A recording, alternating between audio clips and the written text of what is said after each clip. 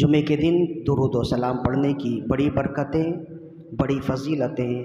بڑی عظمتیں ہیں۔ ان تمام تر فضیلتوں کو، عظمتوں کو مد نظر رکھتے ہوئے ایک مرتبہ بلند آواز سے اپنی آقا و مولا صلی اللہ علیہ وسلم کی بارگاہ میں درود و سلام کے نذرانے پیش کیجیے۔ اللہم صلی علی سیدنا و مولانا محمد طب القلوب و دوائہا وعافیت الابدان و شفائہا ونور الابصار و ضیائہا وروح الارواح و غذائہا وعلی آلہ و اصحابہ وبارک وسلم۔ ماہ شوال المکرم کا مہینہ ہمارے درمیان ہے اور اہل ایمان اکثر و بیشتر ماہ شوال المکرم میں نکاح کرنے کو، شادی کرنے کو یا اپنی اولاد کی شادیاں کروانے کو ترجیح دیتے ہیں، پسند کرتے ہیں، اور اس کی کئی وجوہات ہیں جو ہم پچھلی نشست میں بیان کر چکے ہیں۔ ہمارے زمانے میں بعض ایسے لوگ ہیں جن کے پاس اللہ کا دیا سب کچھ ہے اور وسائل بھی موجود ہیں، ایسی کوئی شرعی مجبوری نہ ہونے کے باوجود وہ نکاح نہیں کرتے، یا شرعی مجبوری نہ ہونے کے باوجود وہ اپنے بچوں یا بچیوں کا وقت پر نکاح نہیں کرواتے۔ ایسے لوگوں کی اکثریت ہے، کثرت بھی نہیں ہے، اکثریت ہے ایسے لوگوں کی جو یا تو اپنی طرف سے یا اپنی اولاد کی نکاح یا شادی کے حوالے سے غافل ہیں، غفلتوں میں ہیں، جبکہ اسلام ایک ایسا مکمل دین اور ضابطہ ہے، ضابطۂ حیات ہے کہ جو عبادتوں کی ترغیب دیتا ہے تو اس طرح دنیا داری کے کاموں کی بھی از حد تاکید ترغیب دیتا ہے۔ تو یہ جو نکاح اور یہ جو شادی ہے، اس کے دینی فوائد بھی ہیں اور دنیاوی فوائد بھی ہیں۔ اسی وجہ سے ہم نے یہ مناسب سمجھا کہ ان دنوں اس موضوع پر کچھ ایسی گفتگو کر دی جائے جو سننے والوں کے لیے ہر لحاظ سے فائدہ مند ہو۔ تو نکاح اور شادی کے حوالے سے سب سے پہلی بات تو یہ سمجھ لیں کہ یہ دنیاوی معاملہ بھی ہے اور دینی معاملہ بھی ہے۔ ایک لحاظ سے یہ دنیا داری ہے، اس لیے کہ اس سے دنیا کے بہت سے معمولات سنورتے ہیں، اور ایک جہت سے یہ دینداری ہے، اس لیے کہ یہ بھی ایک عبادت ہے جو ہم بیان کر چکے، اور ایسی عبادت ہے کہ اسے کہہ لیجئے یہ فقط عبادت نہیں بلکہ بے مثال عبادت ہے۔ تو اپنی شادی کا معاملہ ہو یا اپنی بچیوں یا بیٹوں کی شادی کا معاملہ ہو، تو مسلمان ہونے کی حیثیت سے ہمارے لیے یہ لازم ہے کہ جب ہم شادی کے لیے اور نیت کریں تو یہ ساری نیتیں ہوں گی نا، تو دنیا داری تو آپ کی ہوگی ہی، لیکن ان نیتوں کا ثواب بھی ملے گا، اور ان نیتوں کے ساتھ اگر شادی یا نکاح کیا جائے تو اس میں برکتیں بھی آئیں گی۔ چنانچہ امام غزالی رحمہ اللہ اتنے بڑے بزرگ گزرے ہیں، انہوں نے احیاء العلوم میں نکاح اور شادی کے حوالے سے ایک باب منتخب کیا اور بہت کچھ لکھا۔ اسی میں آپ فرماتے ہیں کہ نکاح کی سب سے بڑی برکت یہ ہے کہ اللہ نے اپنے سب سے زیادہ پاکیزہ بندوں کو دنیا میں بھیجا تو انہیں بھی نکاح کا حکم دیا، جو انسانیت کی رہبری کے لیے، انسانیت کی ہدایت کے لیے انبیاء کرام علیہم الصلاۃ والسلام دنیا میں بھیجے گئے، بھٹکے ہوئے انسانوں کو سیدھا راستہ دکھانے کے لیے انہیں بھی اللہ تعالیٰ نے حکم دیا کہ اور بھی کام کرو، ساتھ ساتھ نکاح بھی کرو۔ حالانکہ اور انسانوں کے مقابلے میں انبیاء کرام کی ذمہ داریاں از حد زیادہ ہیں، ان کے لیے تو شب و روز مسلسل محنت ہی محنت ہے۔ انبیاء کرام نے نکاح کیا، نکاح کے حقوق ادا کیے، اور یہ بتا دیا کہ جب ہم جیسے مصروف اور اللہ والے نکاح کرتے ہیں اور نکاح کا حق بھی ادا کرتے ہیں تو تمام لوگوں کو بھی چاہیے کہ نکاح بھی کریں اور نکاح کے حقوق بھی ادا کریں۔ اسی کو قرآن مجید میں سورہ رعد کی آیت نمبر 38 میں اللہ تعالیٰ نے ارشاد فرمایا وَلَقَدْ أَرْسَلْنَا رُسُلًا مِّن قَبْلِكَ، پیارے حبیب ہم نے آپ سے پہلے بہت سے رسول بھیجے، وَجَعَلْنَا لَهُمْ أَزْوَاجًا وَذُرِّيَّةً، اور ہم نے ان میں سے ہر ایک کے لیے ازواج بھی بنائے اور اولاد بھی بنائے، ان کی بیویاں بھی ہوئیں اور ان کے بچے بھی ہوئے، حتیٰ کہ قرآن مجید میں حضرت یحییٰ علیہ السلام کے لیے فقط آتا ہے حسوراً سیداً و حسوراً و نبیّا، تیسرے پارے میں ہے کہ اللہ نے فرمایا وہ سردار ہیں اور نبی ہیں اور حسور ہیں۔ حسور کا مطلب ہوتا ہے عورتوں سے دور رہنے والا۔ اس کے باوجود امام غزالی فرماتے ہیں کہ نکاح ایک ایسی ضروری عبادت ہے کہ اس عبادت کو مکمل کرنے کے لیے حضرت یحییٰ علی نبینا و علیہ الصلاۃ والسلام نے نکاح کیا۔ اگرچہ آپ کی طبیعت میں خواتین اور عورتوں کی طرف میلان نہیں تھا تو اس میلان کی وجہ سے آپ نے ان کے ساتھ رہنا قبول نہ کیا، لیکن چونکہ یہ انبیاء کی سنت ہے اور اللہ کا حکم ہے تو انبیاء کی سنت مکمل کرنے کے لیے آپ نے نکاح ضرور کیا۔ اور ایک نبی اور ہے جنہوں نے نکاح نہیں کیا، وہ حضرت عیسیٰ علیہ نبینا علیہ الصلاۃ والسلام ہے۔ جب آپ آسمان پہ اٹھائے گئے اس وقت آپ کنوارے تھے نا، تو چونکہ آپ کے کچھ کام ابھی باقی ہے اسی وجہ سے آپ دوبارہ دنیا میں آئیں گے۔ یتزوجوا ویولدوا ویدخلوا معی او کما قال، خود رسول اللہ صلی اللہ علیہ وآلہ وسلم نے ارشاد فرمایا کہ اللہ کے نبی عیسیٰ علیہ السلام دوبارہ دنیا میں آئیں گے، شادی کریں گے، ان کے بچے ہوں گے اور پھر ان کا وصال ہوگا، پھر میرے ساتھ دفن کیے جائیں گے۔ روضہ اقدس میں ایک جگہ خالی ہے، وہ انہی کے لیے ہے۔ تو یہ اتنا اہم موضوع ہے اور اتنا اہم کام ہے اور ایسی اہم عبادت ہے کہ اگر کسی کے لیے اس عبادت میں رخصت ہوتی، انبیاء کے لیے ضرور ہوتی، لیکن انبیاء کے لیے بھی اس میں رخصت نہیں ہوئی، اور انبیاء میں بھی اگر کسی کو رخصت ملتی تو یا تو حضرت عیسیٰ علیہ السلام کو رخصت مل سکتی تھی یا حضرت یحییٰ علیہ السلام کو رخصت مل سکتی تھی، اس لیے کہ حضرت عیسیٰ علیہ السلام وقت سے پہلے ہی، نکاح سے پہلے ہی آسمان میں چلے گئے، اور حضرت یحییٰ علیہ السلام کے لیے اللہ نے فطری طور پر حسور آپ کو رکھا، یعنی عورتوں سے دور رکھا تھا۔ اس کے باوجود آپ نے نکاح کیا، اور پھر انبیاء کرام کا نکاح کرنا ایسا نہیں جو عام بندوں کا ہے، بلکہ انبیاء کرام میں سے بعض ایسے انبیاء بھی گزرے جنہوں نے کئی نکاح کیے، جیسے حضرت سلیمان علیہ نبینا علیہ الصلاۃ والسلام ہیں،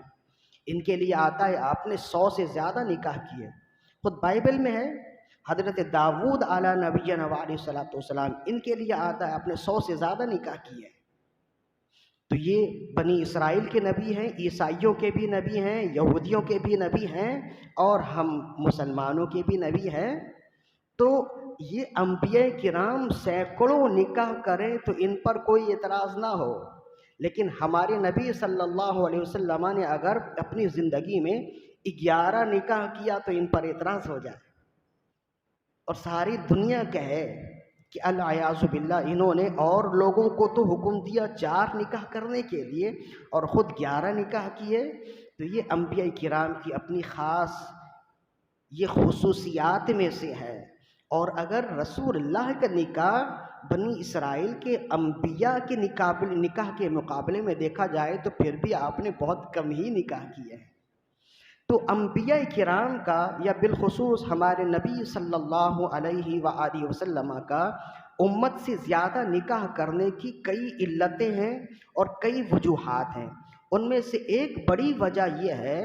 کہ بتا دیا جائے قیامت تک کہ ان لوگوں کو جو کہتے ہیں کہ نبی ہم جیسے ہیں، کہ اے بندے تو کہتا ہے کہ میں تجھ جیسا ہوں اور تو مجھ جیسا ہے، تو اپنی ایک بیوی کے درمیان میں عدل و انصاف قائم نہیں رکھ سکتا، اور میں 11 ازواج کے درمیان میں آخری وقت تک عدل و انصاف قائم رکھنے والا ہوا۔ تو جو ایک بیوی کے درمیان میں عدل و انصاف قائم رکھنے والا نہ ہو، جو ایک بیوی کا حق کما حق کو ادا کرنے والا نہ ہو،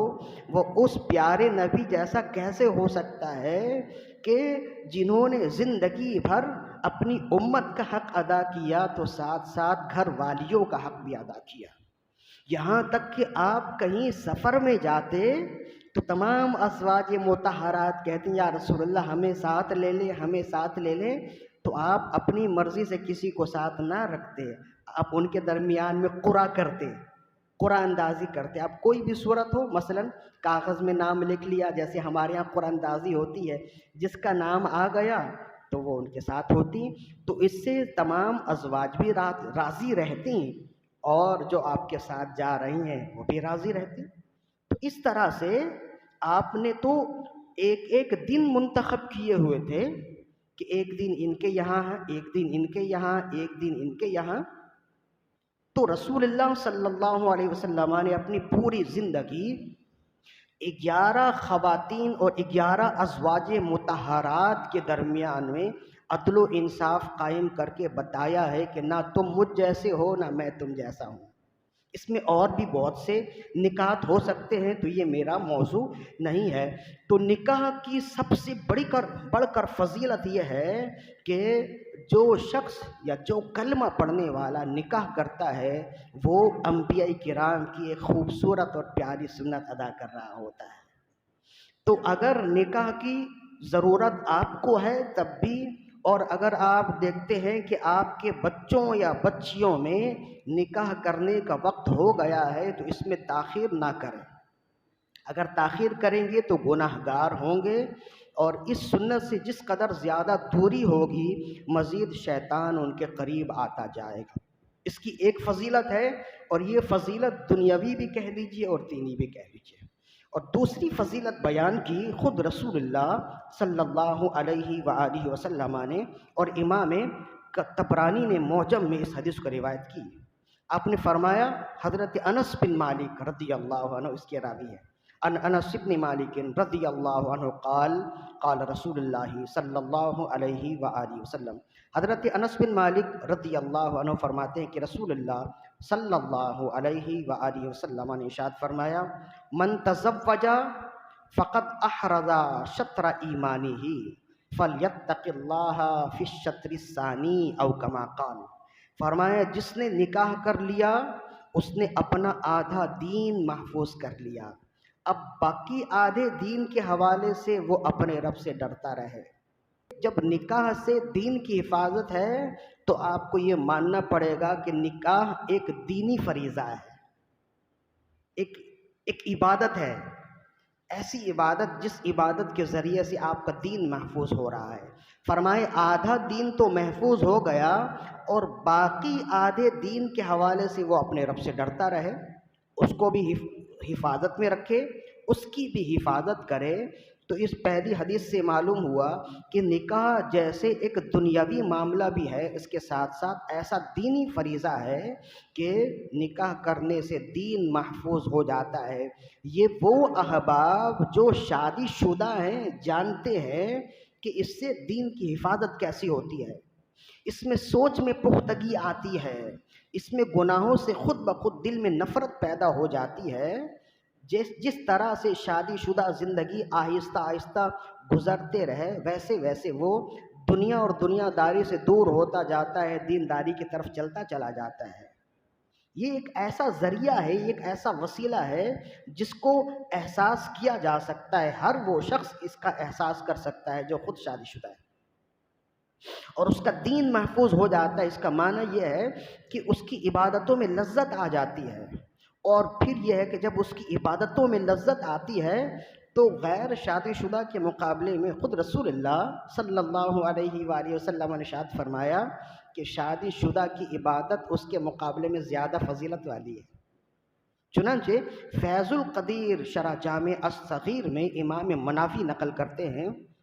رسول اللہ صلی اللہ علیہ وآلہ وسلم نے ارشاد فرمایا شرارکم عزابکم وارذرکم موتاکم عزابکم، جو لوگ بغیر کسی شرعی مجبوری کے نکاح نہیں کرتے وہ تمہارے شریر لوگ ہیں، برے لوگ ہیں، اور اگر اسی حالت میں مر گئے تو انتہائی گھٹیا موت مرنے والے ہیں۔ پھر فرمایا رکعتان من متأہل خیر من 70 رکعت من غیر متأہل، فرمایا کہ شادی شدہ کی 2 رکعت نماز غیر شادی شدہ کی 70 نمازوں سے افضل ہے۔ اس کی کیا وجہ ہے؟ اس کی وجہ یہ ہے کہ جب غیر شادی شدہ بندہ نماز پڑھ رہا ہوتا ہے خالی و ذہن ہو کر نماز پڑھتا ہے، اور جو شادی شدہ بندہ نماز پڑھ رہا ہوتا ہے تمہیں معلوم نہیں ہے کہ وہ کتنے مسائل سر پہ رکھ کے نماز پڑھ رہا ہوتا ہے، اور اس کے باوجود وہ یکسوئی حاصل کرنے کی کوشش کرتا ہے۔ پیچھے اس کے کتنے مسئلے مسائل چل رہے ہوتے ہیں، گھر کی ذمہ داری ہے، اولاد کی ذمہ داری ہے، زوجہ کی ذمہ داری ہے، بھائی بہن ہیں تو ان کی ذمہ داری ہے، والدین کی ذمہ داری ہے، باہر کی ذمہ داری ہے، کسی سے کچھ لینا ہے، کسی کا کچھ دینا ہے، اس لیے کہ شادی شدہ بندے کے معمولات بھی بکھرے ہوتے ہیں۔ ان تمام بکھری ہوئی ذہن کو سمیٹ کر وہ یکسوئی کے ساتھ نماز پڑھے تو بے شک اس کے مقابلے میں اس کی نماز تو ہوگی اچھی، بہتر ہوگی۔ اور پھر یہ ہے کہ جو غیر شادی شدہ ہے اس کا دین اتنا محفوظ نہیں ہے جتنا دین محفوظ شادی شدہ کا ہے، تو اسی وجہ سے جو شادی شدہ ہے اس کی 2 رکعت نماز غیر شادی شدہ کے 70 نمازوں سے افضل بتایا گیا، خود رسول اللہ صلی اللہ علیہ وسلم نے ارشاد فرمایا۔ اس سے بھی معلوم ہوا کہ نکاح کرنے سے فقط دین ہی محفوظ نہیں ہوتا بلکہ ہماری عبادتوں میں قوت بھی آ جاتی ہے، عبادتیں بھی محفوظ ہو جاتی ہیں، اور عبادتوں کی گہرائی بھی محفوظ ہو جاتی ہے۔ 2 حدیث، تیسری حدیث جس میں رسول اللہ صلی اللہ علیہ وآلہ وسلم نے اس کی دنیاوی فوائد بھی بیان کیے اور دینی فوائد بھی بیان کیے۔ فرمایا تناکحوا تکثروا فإنی اباہی بکم الامم یوم القیامہ حتی بالسخط او کما قال۔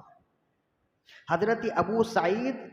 الہلال رضی اللہ عنہ روایت کرتے ہیں کہ رسول اللہ صلی اللہ علیہ وآلہ وسلم ارشاد فرمایا تناکحوا تکثروا، نکاح کرو اور اپنی نسل بڑھاؤ، فإنی اباہی بکم الامم یوم القیامہ، اس لیے کہ میں قیامت کے دن اور امتوں کے مقابلے میں تمہاری کثرت پر فخر کروں گا، حتیٰ بالسختی، یہاں تک کہ جو ناتمام بچہ ضائع ہو جاتا ہے میں اس پر بھی فخر کروں گا۔ یہ بہت بڑی بات ہے، اس میں 2 باتیں ہیں جو غور طلب ہیں۔ ایک تو یہ ہے کہ نکاح کے حوالے سے خود رسول اللہ صلی اللہ علیہ وسلم نے فرمایا کہ تناکحوا تکثروا، نکاح کرو اور اپنی کثرت کرو، مطلب یہ ہے کہ نکاح سے جہاں دینی فوائد ہیں وہیں دنیاوی فوائد بھی ہیں، اور دنیاوی فوائد یہ ہے کہ یہ ملت اسلامیہ کی کثرت کا ایک پاکیزہ سبب ہے۔ پاکیزہ کا لفظ ہم نے استعمال کیا ہے نا، اس لیے کہ فقط کثرت ہونا یہ اچھے اور بڑے یا طاقتور ہونے کی دلیل نہیں ہے۔ اور جانوروں کو بھی کثرت ہوتی ہے لیکن تمام جانوروں کو کنٹرول کرنے کے لیے ایک شیر ہی کافی ہوتا ہے نا، تو کثرت بھی ہو اور پاکیزہ کثرت ہو۔ مسلمانوں کی کثرت عیسائیوں کے مقابلے میں آج کم ہے، لیکن مسلمانوں کی کثرت جو ہے وہ پاکیزہ کثرت ہے، اور پاکیزہ کثرت اس طرح کہ مسلمانوں کی کثرت نسب کے ساتھ ہے، اور ان کے علاوہ جو لوگ ہیں جو مغرب میں رہنے والے ہیں ان میں سے 70 اور 75% لوگ ایسے ہیں جن کے اپنے نسب کا معلوم ہی نہیں ہے، جنہیں خود اپنے نسب کے بارے میں معلوم نہیں ہے۔ تو نکاح کا ایک دوسرا فائدہ جو دنیاوی فائدہ ہے ایک لحاظ سے کہ یہ ملت اسلامیہ اہل ایمان کی کثرت کا سبب ہے، اور دوسرا فائدہ یہ ہے کہ یہی کثرت رسول اللہ صلی اللہ علیہ وسلم اسی کثرت پر قیامت کے دن فخر کریں گے۔ جو ایک دوسری حدیث میں ہے کہ آپ نے فرمایا قیامت کے دن میری امت کی 80 صفیں ہوں گی اور باقی صفیں تمام امتوں کو ملا کے ہوں گی۔ تو عرض کیا رسول اللہ کل صفیں کتنی ہوں گی؟ فرمائے 120 صفیں ہوں گی۔ تو 40 صفوں میں یہودی، عیسائی، ہندو سب آ جائیں گے، باقی 80 صفیں ہماری کثرت کی وجہ سے ہوں گی۔ تو اس کثرت کا پاکیزہ سبب کیا ہے؟ یہ نکاح ہے۔ دو باتیں، اور تیسری بات آپ نے فرمائی وہ عجیب ہی ہے، فرمایا اس کثرت کی گنتی میں تمہارے وہ بچے بھی آئیں گے جو ناتمام ضائع ہو گئے۔ یہ ہم بھی جانتے ہیں، جو شادی شدہ جانتے ہیں، اور یہ بڑا تکلیف دہ پہلو ہوتا ہے کہ ایک امید ہوئی، پھر کسی بھی وجہ سے وہ امید ضائع ہو گئی،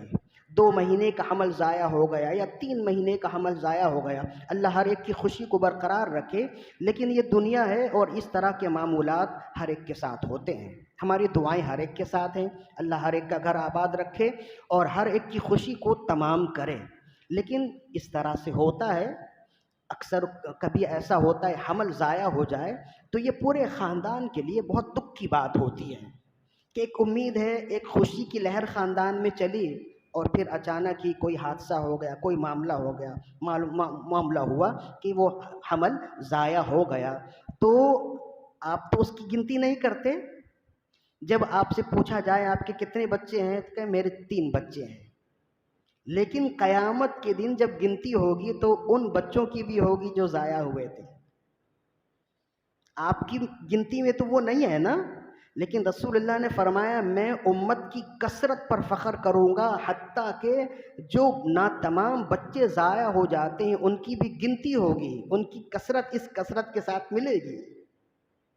تو وہ بھی وہاں پورے انسان کی طرح شمار کیے جائیں گے، چاہے وہ کتنے ہی مہینے کے ناتمام بچے ہوں، کتنے ہی مہینے کا حمل ہو، وہ یہاں تو ضائع ہو گیا اور آپ اس کی گنتی بھی نہیں کرتے، لیکن آپ کی گنتی الگ ہے، آخرت کی گنتی الگ ہے، قیامت میں وہ گنتیوں میں شمار ہوں گے۔ اسی وجہ سے فقہائے کرام نے فرمایا کہ لوگوں کو چاہیے کہ جتنے ناتمام حمل ان کے ضائع ہو جائیں ان حمل کا نام بھی رکھیں، تاکہ قیامت میں وہ اپنے نام سے اٹھائے جائیں اور آپ کو اس ناموں کی پہچان ہو۔ اور اس کا آسان سا طریقہ یہ ہے کہ آپ یہ نیت کر لیں کہ یا اللہ میرے جتنے بچے ناتمام ضائع ہوئے، میں اپنے ان تمام ناتمام بچوں کا نام تیرے حبیب کے نام پر محمد رکھتا ہوں۔ تو وہ جب اٹھیں گے تو اس میں محمد کے سائے میں اٹھیں گے۔ اسی وجہ سے رسول اللہ نے فرمایا نا، تمہیں کیا جاتا ہے اگر تمہارے گھر میں 1 محمد ہو، 2 محمد ہو، 3 محمد ہو، اپنے بچوں کا نام محمد رکھو۔ تو جو بچے حیات سے ہیں ان کے بھی ناموں کے ساتھ محمد لگائیں، اور جو بچے ضائع ہو گئے انہیں بھی اس میں محمد کے ساتھ انہیں موسوم کریں، تاکہ قیامت کے دن جب ان کی گنتی ہو تو محمد کے نام سے گنتی ہو۔ تو یہ تمام تر چیزیں کس طرح سے ہوں گی، اس کا واحد سبب کیا ہے؟ پاکیزہ نکاح۔ جب نکاح ہو تو اس کی کثرت دنیا میں بھی ہوگی اور آخرت میں بھی ہوگی۔ یہ ہے نکاح کے دنیاوی فوائد اور اخروی فوائد جس سے ہم اب تک نابلد ہیں۔ ہم تو نکاح کو سوائے ہلا گلا کے اور کچھ نہیں سمجھتے نا، لیکن نکاح ایک ایسا پاکیزہ رشتہ ہے کہ اس رشتے کے ساتھ نسل انسانی کی بقا قائم ہے، اور آخرت میں کثرت کی نسبت اس نکاح کے ساتھ ہے۔ اس کے علاوہ اس کا ایک اور بھی فائدہ ہے، اچھا اسی کثرت کی وجہ سے اب آخرت میں کثرت ہو یا دنیا میں مسلمانوں کی کثرت ہو یا انسانوں کی بقا ہو، اس تمام تر کاموں کی اصل ذمہ داری نکاح کرنے والے کے لیے ہے۔ اسی وجہ سے امام غزالی رحمہ اللہ نے اس کی ایک بڑی خوبصورت مثال دی، اور آپ نے فرمایا کہ اس کی مثال ایسی ہے کہ جیسے ایک شخص اس نے ایک زمین خریدی اور کسان کو زمین دی، اور اس نے کہا کہ یہ ساری زمین میں فصل اگانے کے جتنے سامان ہیں وہ سب میں نے تمہیں دیے ہیں، اب تم اس میں فصل اگاؤ اور سال کے آخر میں مجھے بتاؤ کہ کتنی فصل ہوئی۔ اب اگر وہ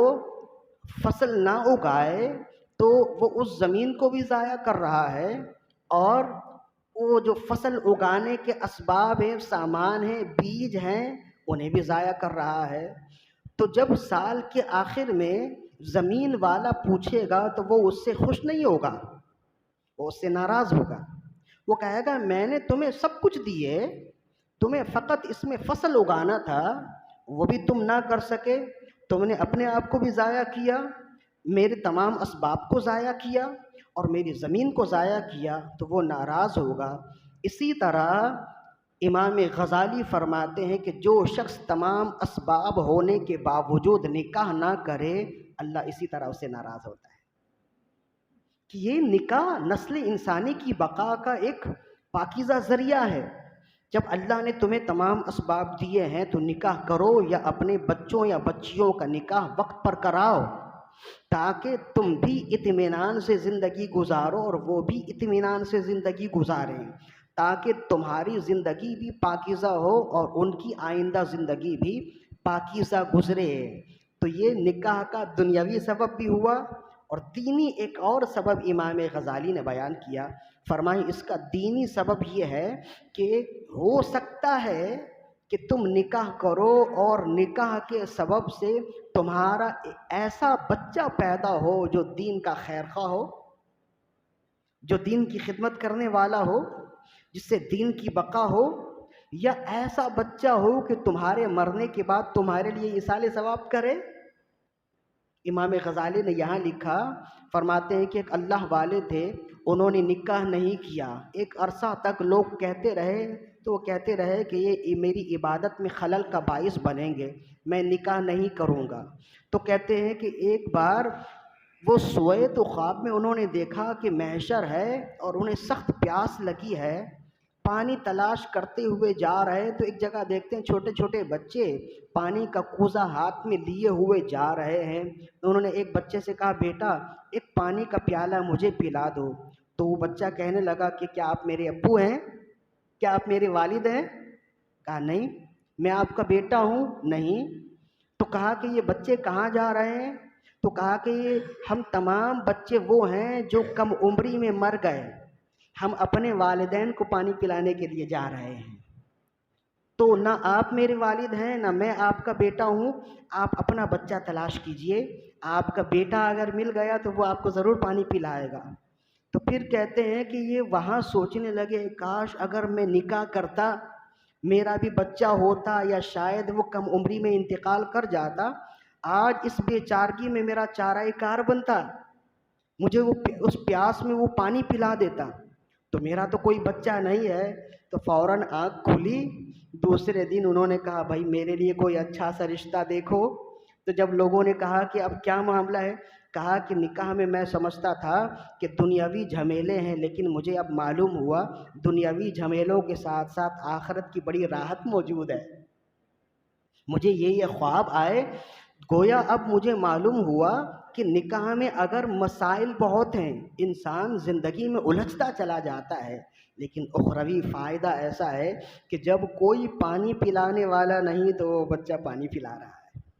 تو یہ بھی کتنا بڑا فائدہ ہے۔ امام راضی رحمہ اللہ نے لکھا، ایک شخص مر گیا اور مرنے کے بعد سے اسے عذاب پہ عذاب دیا جانے لگا۔ تو کہتے ہیں ایک وقت ایسا آیا کہ اس کی قبر سے اچانک عذاب ختم کر دیا گیا۔ وہ بڑا تعجب میں آیا کہ مسلسل مجھ پر عذاب ہو رہے تھے، یہ آج اچانک مجھ سے عذاب دور کر دیا گیا۔ تو جب اس نے فرشتوں سے پوچھا، ثواب دینے والے، راحت دینے والے فرشتوں سے پوچھا کہ میری قبر میں اچانک یہ ثواب سے راحت کیسے آنے لگے، تو اس نے کہا کہ تمہارے بچے کی ولادت کا وقت قریب تھا، اس سے پہلے تمہارا انتقال ہو گیا، آج تمہارے ہاں بچہ پیدا ہوا اور آج وہ مدرسہ گیا، اور آج اس نے اپنے تتلی زبانوں سے بسم اللہ الرحمن الرحیم پڑھا، تو اللہ کو بہت حیا آئی کہ جس کا بیٹا زمین کے اوپر اسے رحمان اور رحیم پکار رہا ہے، میں زمین کے اندر اسے عذاب دوں؟ تو اللہ نے فرمایا آج اس کے بیٹے نے مجھے رحمان اور رحیم پکار لیا، تو رحمان اور رحیم کے نام کا صدقہ یہ ہے کہ آج سے اس کی قبر سے عذاب ہٹا دو۔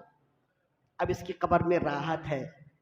تو کیا یہ بڑا فائدہ ہے؟ کیا یہ چھوٹا فائدہ ہے؟ اتنا بڑا فائدہ ہے کہ جس کی گہرائی تک، جس کی گہرائی تک کوئی نہیں جا سکتا ہے۔ لہذا میرا پیغام تمام سننے والوں کے لیے یہ ہے، اگر آپ نکاح کا ارادہ رکھتے ہیں، اگر آپ نے نکاح نہیں کیا تو جلد نکاح کریں، اور اگر آپ صاحب اولاد ہیں تو اپنی اولاد کے نکاح کے لیے دنیاوی جھمیلوں سے اپنے آپ کو دور کریں اور اچھا نکاح کریں۔ اور یہ اچھی طرح یاد رکھیے، جیسے آپ عیبدار ہیں نا، ویسی ساری دنیا عیبدار ہے۔ بے عیب رشتہ ملنا ممکن نہیں ہے۔ رشتہ میں بے عیب رشتہ کبھی بھی تلاش مت کیجیے، ورنہ دنیا میں آپ تنہا رہ جائیں گے۔ مناسب رشتہ دیکھتے ہیں، بے عیب رشتہ نہیں دیکھتے۔ بس دیکھتے ہیں کہ زندگی کی گاڑی چل جائے گی، بس نکاح کر دیں، بیٹے کا ہاتھ تھما دیں، بیٹی کا ہاتھ تھما دیں، اسی میں اس کے لیے بھی بھلائی ہے اور اس کے لیے بھی بھلائی ہے، ساری دنیا کی بقا اسی میں ہے۔ خود رسول اللہ نے فرمایا کہ جب بچے جوان ہو جائیں اور اچھا رشتہ آئے،